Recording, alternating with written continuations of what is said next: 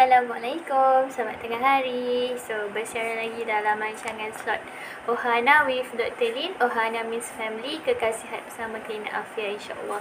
So, petang ni, sorry lah Dr. Lin baru habis. Hari ni ada dua sesi penting. Pertama adalah sesi CT scan, and then yang kedua adalah sesi vaksin. So, dua-dua baru habis. So, sebab tu dah Dr. Lin baru boleh live.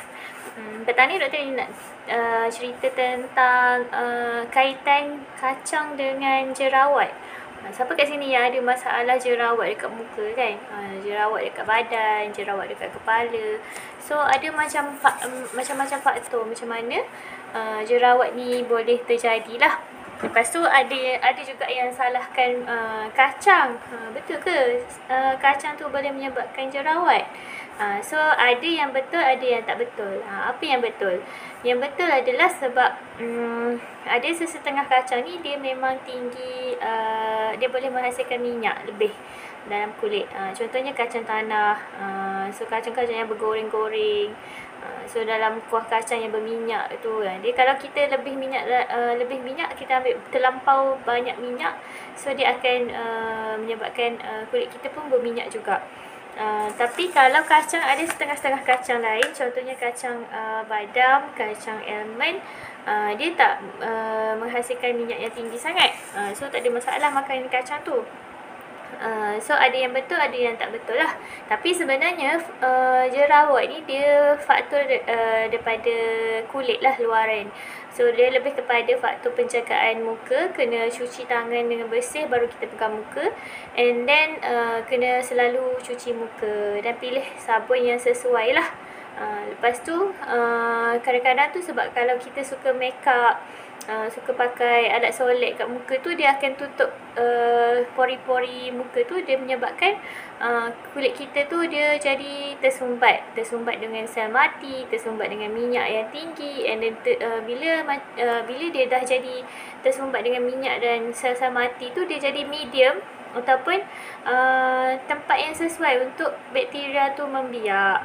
Lepas tu sebab itulah dia jadi macam acne vulgaris tu, yang jadi macam ada nanah, sakit besar-besar, jerawat besar-besar tu. So dia asalnya daripada sel kulit mati dan juga minyak tu tersumbat dekat liang kita punya kulit. Okey.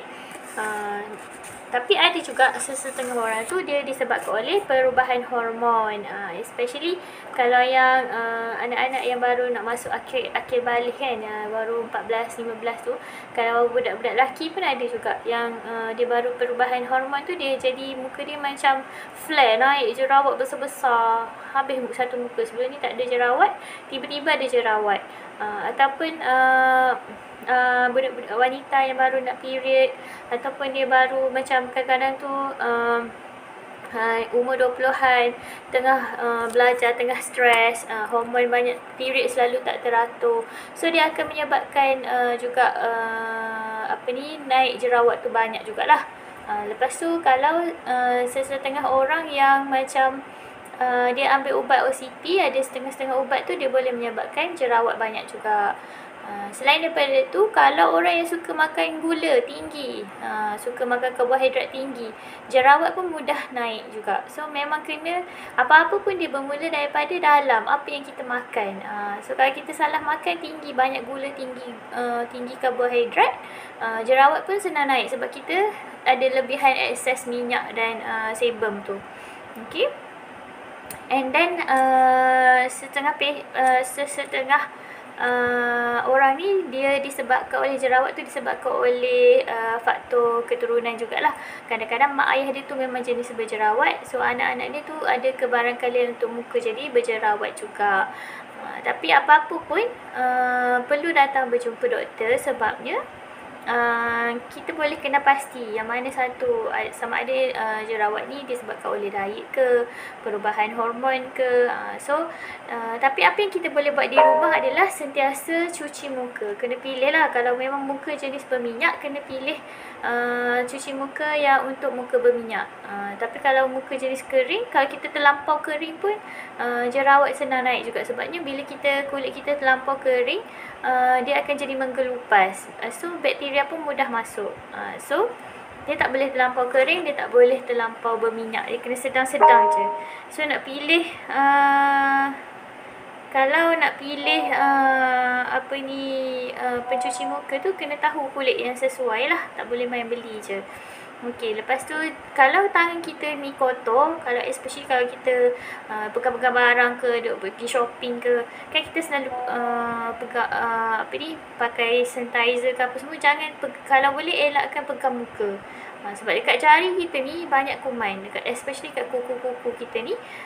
So kalau kita kutis jerawat tu lagilah mudah masuk kuman tu. So nanti lagi kita pegang sini, dia pergi berjangkit kat sebelah sini. Pergi asalnya ada belah kiri je, lepas tu kita duk selalu kutis-kutis dengan jari dengan kuku kita, merebak pula dekat sebelah kanan. So kena elakkan untuk mengutis jerawat tu. Okey.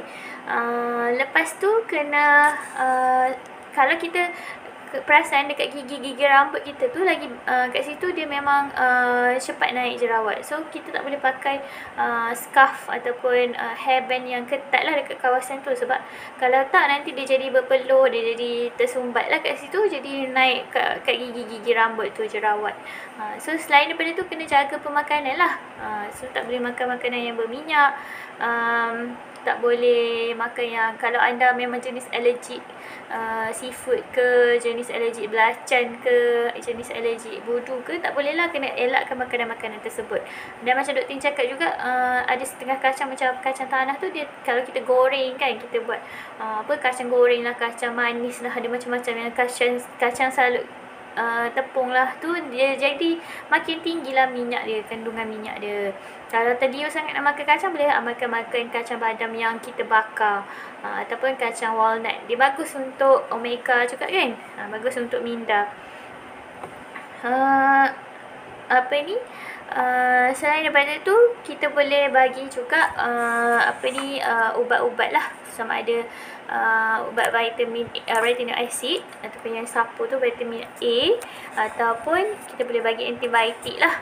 Lepas tu tapi kalau wanita yang plan nak pregnant, jangan ambil yang vitamin A yang tinggi lah, tak boleh, sebabnya dia boleh membahayakan kandungan dalam janin dalam kandungan. So kena avoid. Nak pilih ubat yang berjerawat tu kena tahulah, kena kalau boleh kena merancang lah.